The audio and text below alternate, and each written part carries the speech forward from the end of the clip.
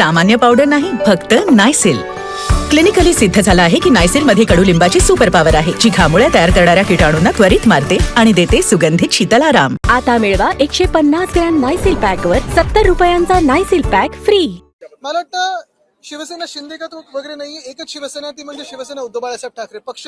दुसरे आहेत ते भाजपचे गुलाम आहेत. आणि ह्याच्यात आपण पाहिलं असेल, हे जे विकाऊ लोक आहेत जे आज तिकडे चाललेले आहेत, जनतेने पाहिलेलं आहे की आज लाडके बहिणी 85 लाख लाडके बहिणींना त्या योजनेतून बाहेर काढलेले आहेत. आज शेतकऱ्यांची कर्जमाफी, म्हणजे आम्ही कर्जमुक्ती केली आहे, कर्जमाफी बोलतात, ती देखील पूर्णपणे होत नाही, ती फसवी होत आहे. एका बाजूला BST ला द्यायला पैसे नाही, दुसऱ्या बाजूला आपण पाहतोय जे कामं चालली आहेत महाराष्ट्र राज्यामध्ये ती बिलं काढली नाही जात आहेत. पण ह्या सगळ्या लोकांना विकत घ्यायला यांच्याकडे पैसे आहेत. ही विकाऊ लोक, हे नालायक लोक जे आज तिथे चाललेले आहेत, परवा संजय राऊतजींनी त्यांचं चांगलं वर्णन केलं, ही लोक जी गेलेली आहेत ह्यांना जनता कुठचं ऑपरेशन करायचं ठरवेल.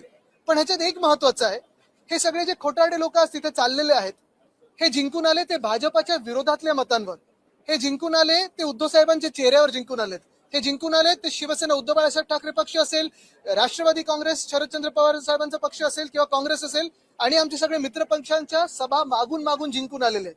हे स्वतःच्या चेहऱ्यावर किंवा भाजपच्या चेहऱ्यावर जिंकून आलेले नाहीयेत आणि लोक त्यांना त्यांच्या मतदारसंघात तसेच तशी उत्तरं देतील. त्यांच्याबद्दल बोलत होतो.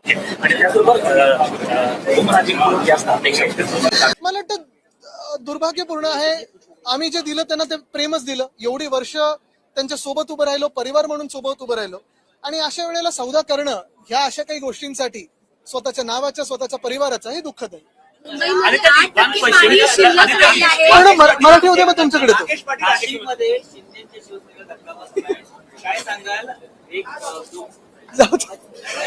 अरे हसता हसता बोलता नाही येत, हसता हसता बोलता नाही येत.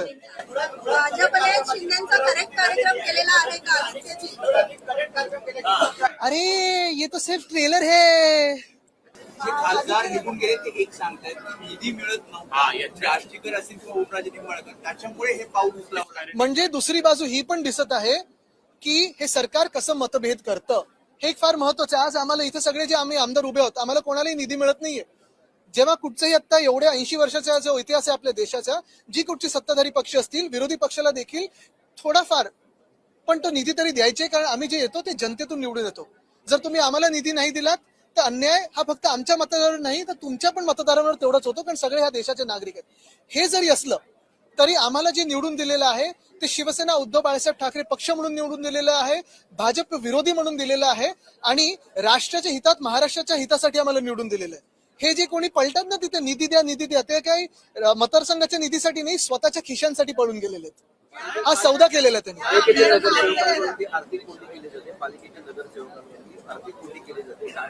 आता तुम्ही हेच तर सांगितलं ना मी, आर्थिक कोंडी म्हणजे पैसे कोणाचे, जनतेचे आहेत ना.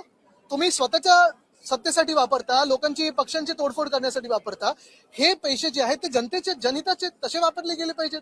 पण एका बाजूला तुम्ही पाहिलं असेल मिसिंग लिंकवर पुण्याच्या आता मी गेलो होतो परवा, मला तुम्ही 10 मीटर दाखवा जे सपाट असेल, तिथे पण भ्रष्टाचार दिसतोय, वरती खालती रस्ता आहे. एक रस्त्याने चांगला बनवलेला दाखवा मला, नॅशनल हायवे दाखवा किंवा स्टेट हायवे दाखवा किंवा MSRDCचं दाखवा. भाजप आणि त्यांचे जे मित्र पक्ष आहेत आणि त्यांचे जे गुलाम पक्ष आहेत ते नुसतं खासदार कसे फोडायचे, आमदार कसे फोडायचे, सत्ता अजून कशी प्राप्त करायची. आणि ह्यांना परत एकदा सांगतोय, आमचे आमदार खासदार का फोडतायत, कारण यांना महामानव डॉक्टर बाबासाहेब आंबेडकरांनी लिहिलेलं संविधान बदलायचं आहे. ह्या देशाच्या जनतेने 2024 मध्ये ह्यांना रोखलं, 2040 वर रोखलं, आणि म्हणून हे सगळे खासदार निवडून दिले होते. आता हेच खासदार फोडून त्यांना परत महामानव डॉक्टर बाबासाहेब आंबेडकरांचं संविधान हे बदलायचं आहे.